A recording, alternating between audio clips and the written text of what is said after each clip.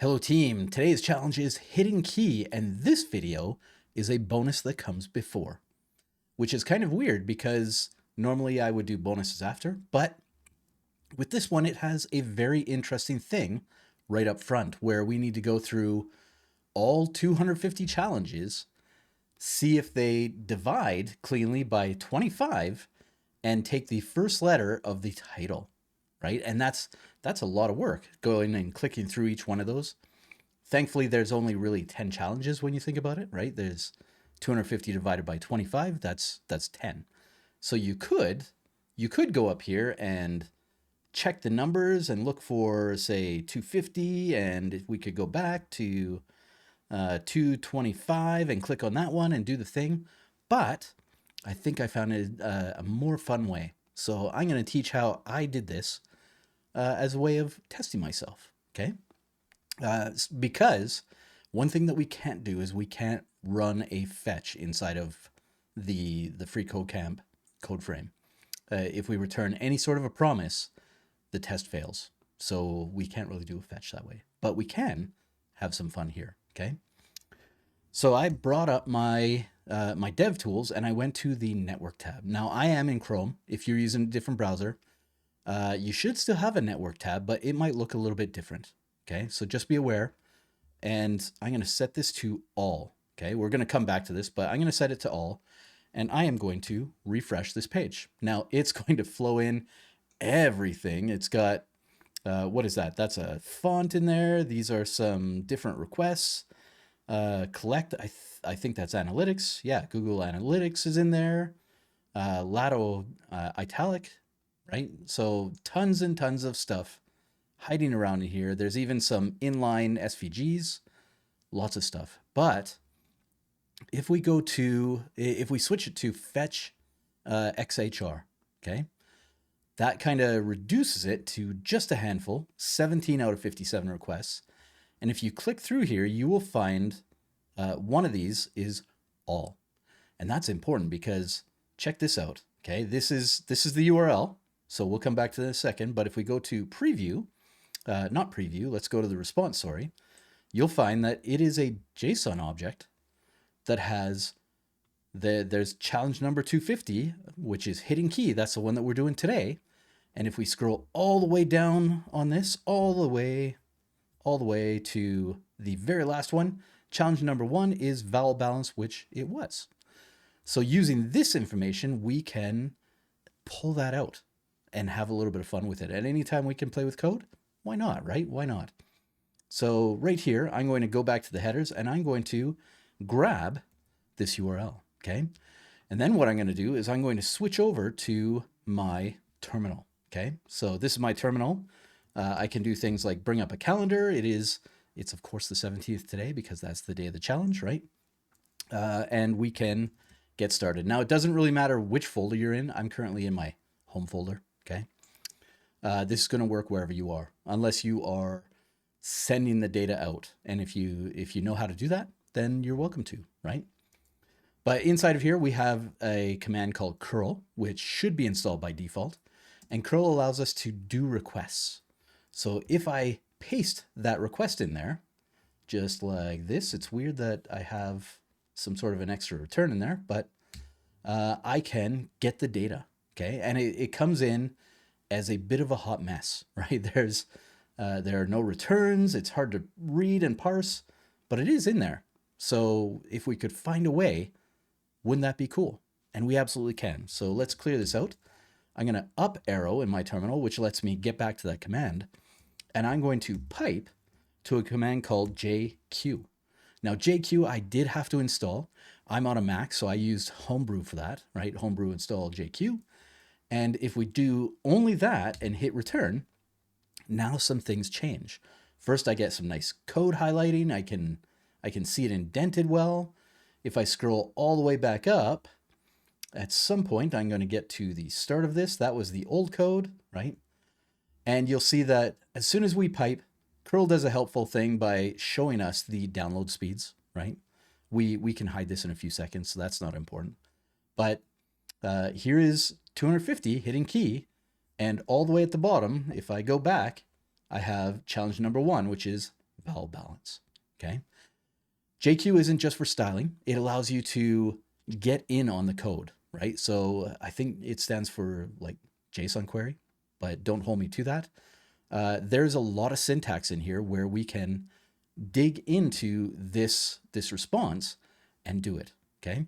So I'm going to hit clear again, just so that we're always working from the top whenever I do this, and up arrow again to get that query. Now, if I jump to the beginning, just after the curl, I'm going to put -s, okay? That's not really important to anything, but it cleans up that that bit where it's telling us the download speeds and the download size, stuff like that. Just helps us, right? And then from here, I can jump back to the end and start doing stuff, okay? And what we do, in fact, if I wanted to, I could back that out to just the pipe character, okay? And if I hit return, it will recognize that I'm expecting something else. So it will give me this little symbol that says, keep going. You're expected to complete the command, okay? So I can go and type JQ again, and then a couple quotes, okay? So everything that we're doing in JQ happens inside of these quotes. And the first one that we do is we can do a dot. A dot is kind of an accessor. It's the universal accessor for JQ, which gets everything. That's the same as not putting any command in there. But if you put square brackets after it, it kind of creates a loop. So you're saying, I want to access each individual item within that array, right? So it's like a for each. It's like a for each, okay? At which point we can do things like we can get the title. So we can go dot title, right? It's all dot syntax. We can hit enter and we get just the titles. Great. Okay, we clear it out. We go back up. Maybe you'll notice that it does get rid of that return. No way around it, but we can still access this. So maybe I go with challenge number. The N in number is capitalized. But again, we are inside of the quotes. Be careful with that. And we get the numbers. Not so useful, right? Like we just pull out numbers. We could have done that a different way. But with that information, we can actually play around with this. So instead of that, I jump to the end again, back this out, and instead of just doing dot syntax, I can also do pipes inside of here. Now, be careful because at least with my syntax highlighting, if it's in the quotes, it's going to be this yellowish color, this mustard, whatever it is, okay? Outside of that is the white.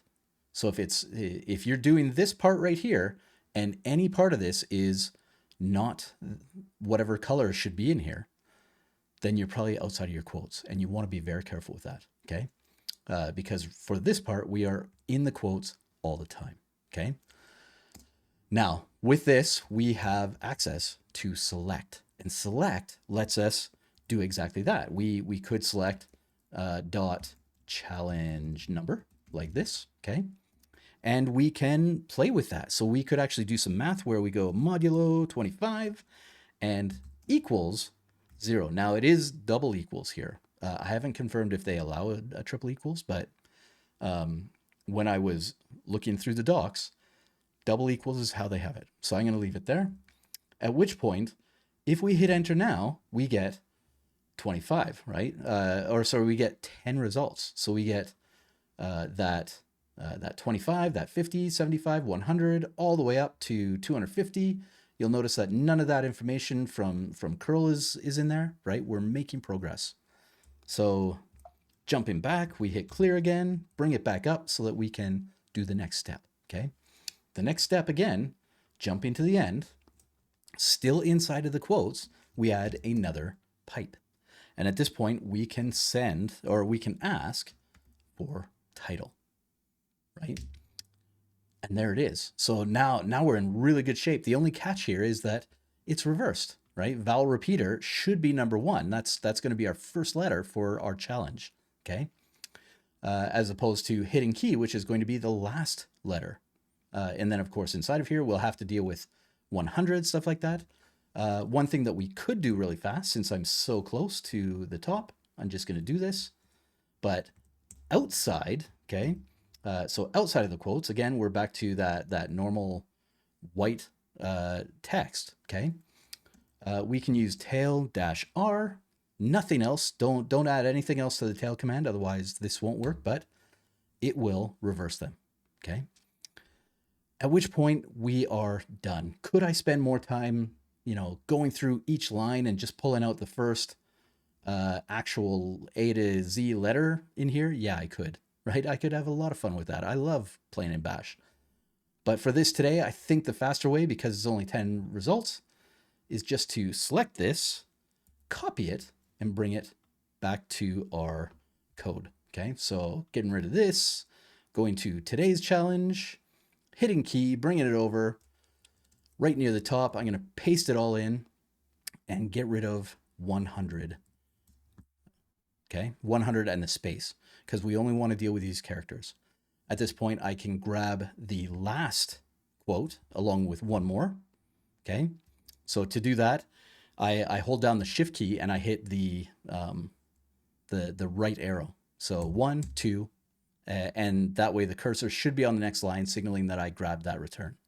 Now I can multi-cursor this. So again, I'm on a Mac, so it's Command D. If you're on a Windows, Control D, but Command D, Command D, Command D, Command D all the way through to grab all of these.